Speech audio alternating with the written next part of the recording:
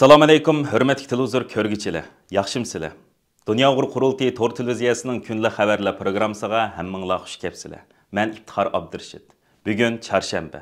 Hürmetli ko'rurmanlar, tövəndə diqqətinglar kunlik xabarlar programmamızning tafsilotida bo'lsin. Xitoy hukumati oldingi yillardan buyon o'zining Sharq Turkistonda ilib berayotgan irqiy qirg'inchilikni pardozlab ko'rsatish va xalqaro jamoatning ayblashlariga taqobil turish uchun atalmish Şinjan haqidagi hikoyalarni yaxshi so'zlash tashviqot to'lqinini qo'zg'agan edi. Xitoyning Xalq tori va Şinjan gazet qatorliq hukumat taratqullarining 1 yanvardagi xabariga qaraganda, Xitoy doiralari o'tgan bir yilda Sharq Turkistonga dunyoning har qaysi joylaridan 390 o'mak, jami 4300 dan ortiq kishini kutib olgan. Egilenishicha, Xitoy hukumati bir qo'lliq planlab taklif qilgan bu ekskursiya ziyorat o'maklari va ularning a'zolari Xitoyning vatanimizga bostirish siyosatlariga chapan yopgan. Hatto Xitoyning do'mbiqini chalgan. Xitoy taratqullari ularning eg'iz orqali Amerika va G'arb taratqullari qaramto'l süzgüchlik aynakda qargan Şinjan mavjud emas degan sapsatini bozorga solgan.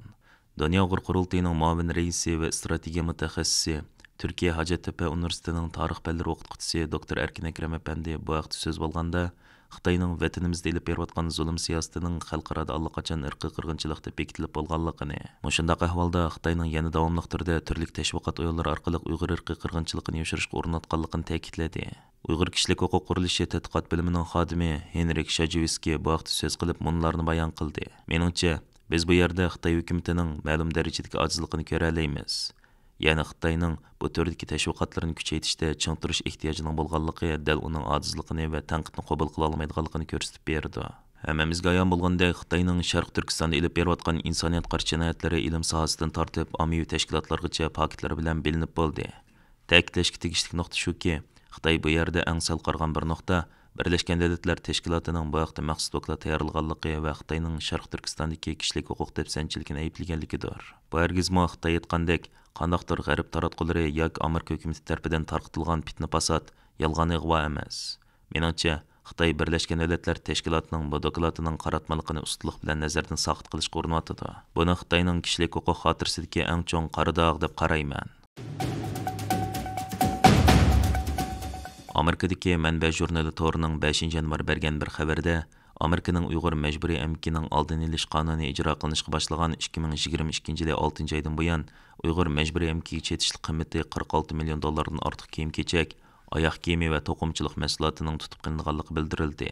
Mazkur Tor jurnalining aytishicha, bu orqali chegara qo'g'dash va tamojna idorasi tarafidan o'tgan yil 11 oyning oxirlarida e'lon qilingan eng yangi sonliq ma'lumot ekan. Xabarda chegarada tutib qilingan 46 million dollardan ortiq kiyim-kechak, oyoq kiyim va to'qimchilik mahsulotining 1090 dan ortiq yo'llanma ekanligi bildirilgan. Manba jurnali Torning aytishicha, tutib qilingan mollardan qiymati 13 million dollarlik 570 dan ortiq yo'llanmaning Amerikaga kirishi rad qilingan. Qiymati 27 million dollarlik 340 yo'llanma qo'yib etilgan. Qiymati 6 million dollarlik 180 yo'llanma hozirmi tutib turilmoqda ekan. Xabarda Amerika tamojna idorasi hozirgacha tekshirgan yo'llanmalarning 17%ni moda buyumlarining tashkil qilganligi, moda buyumlarining elektronlik mahsulotlardan qolsa eng ko'p miqdorni egallaydiganligi qayd qilingan. Xabarda ko'rsatilishicha, navbatda elektronlik mahsulotlardan 2930 yo'llanma Amerika portlarida to'xtatib qo'yilgan ekan. Xabarda moda buyumi va elektronlik mahsulotlardan qolsa sanoat va ishlab chiqarish mahsulotlarining 3-o'rinda turadiganligi. Navbatda bu xil mahsulotlardan 1080 yo'llanmaning tutib qilinganligi bildirilgan. Manba jurnalining aytishicha, bu mahsulotlarning mutlaq ko'p qismi Xitoy bilan Vyetnamdan kelgan ekan. Navbatda Bayden hukumati Uyg'ur majburiy emkining oldini olish qonunini ijro qilishga boshlagan 1,5 yillik vaqtdan beri Xitoy hukumatining Uyg'urlarni bostirishiga hamkorlashib jazolangan Xitoy shirkatlarining soni 30 ga yetib borgan. Yevropa İttifaqının o'tgan yili 9 oydan boshlab arzon baholi Xitoy to'qliq avtomobillarining Yevropada to'kma qilib setilishiga qarta tekshirish ilib berishdan keyin Xitoymi Yevropaning oliy darajalik aroq mahsulotlariga qarta tekshirish ilib boradigan bo'lgan.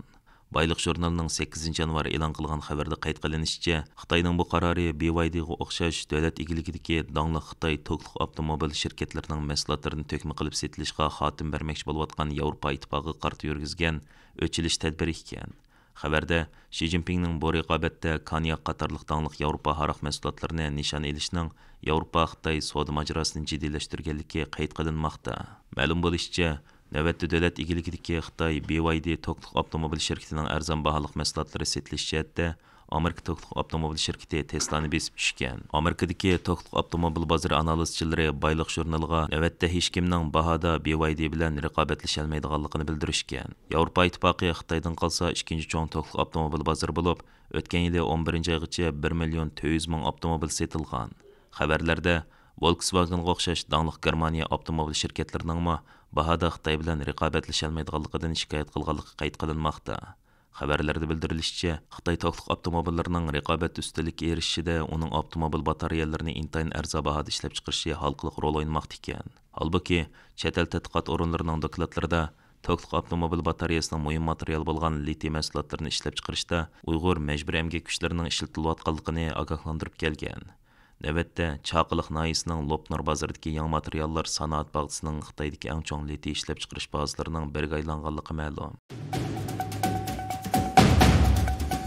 Xitoy doiralari 2017-yildagi cho'ng tutqun bilan bir vaqtda boshlagan Uyg'ur tarixi va madaniyatini qayta tushuntirishda rayondan qazib tarixiy yodgorliklarni Xitoydagi har millat xalqining atalmish qandoshlik beg'ining dalili sifatida o'ttirib qo'ymoqda. Kuzatuvchilarning qayd qilishicha, bu atalmish Uyg'ur Abnum rayonlik partkomning sobiq sekretari Chim Chuango 2018-yili Sharq Turkistonning arxeologiya xizmati yig'in chaqirib, arxeologlardan har qanday arxeologiyalik qazilmaning atalmish Şinjanның azaldan Xitoy zemini ekanligini isbotlashga xizmat qilishini talab qilgandan beri Xitoy doiralarining Uyg'ur tarixiga qayta baho berishda eng radikal ifodalarni qo'llanishi hisoblandi ekan. Sharq Turkistonda 2016-yildan 2021-yili 12-oygacha huquq tutgan Chim Chuango Uyg'urlarga qaratilgan irqiy qirg'inchilikning bosh ijrochisi deb ayblanib qolmay, Uyg'ur madaniyatini vayron qilishda halqiliq rol o'ynagan shaxs deb ayblanib kelmoqda. Xitoyning hukumat nashr afkori bo'lgan Tangirtog to'ri yaqinda e'lon qilgan bu vaqtdagi tahrirot maqolasida vatanimizdan tepilgan tarixiy yodgorliklar bir-birlab har millat xalqining zich bog'langan qandoshlik beg'iga shohidlik qilmoqda deb ko'rsatilgan. Tahrirot maqolasida ta'kidlanishicha, rayondan tepilgan har bir madaniyat xazinasi atalmish Xitoy madaniyat ambarida parlamoqda, Xitoyning atalmish madaniyatining keng va buyukligini dunyoga tanitmoqda ekan. Maqolada Nilqining Bulg'untoy jilg'isidagi buningdan 3500 yil burungi davrga oid bir qadimiy izdan tepilgan yog'och harva, Turpan Yanxidan tepilgan uzum teli, yer ostiga ko'milib yotgan qadimki yodgorliklar atalmish Junxo millatining uzun tarixiy va parlaq madaniyatini ilgirlab tanishga yordam berib, madaniyat ishonchini har bir odamning qalbida cho'nqur yiltiz tortqizganligini ko'rsatdi ekan. Maqolada yana mazkur yodgorliklarning burungi sulolalar davridagi markaziy hukumatlarning Şinjanni önümlük boshqarganligini isbotlaydiganligi ilgari surilgan. Lekin chet el tadqiqotchilarining qayd qilishicha, Xitoy hukumatining Uyg'ur madaniyati va tarixiga qayta tushuncha berishi Uyg'ur kimligini qayta loyihalash planining bir parchasi ekan. Hörmətli görürmənlər, yuqorida diqqətinizə günlük xəbərlər proqramımızın təfsilatını sunduq. Keyingi qitimliq sonimizgacha ko'rishgacha omon bo'lgaysizlar. Stansiyamizning YouTube kanaliga a'zo bo'lishni unutmang. Xayr xo'sh.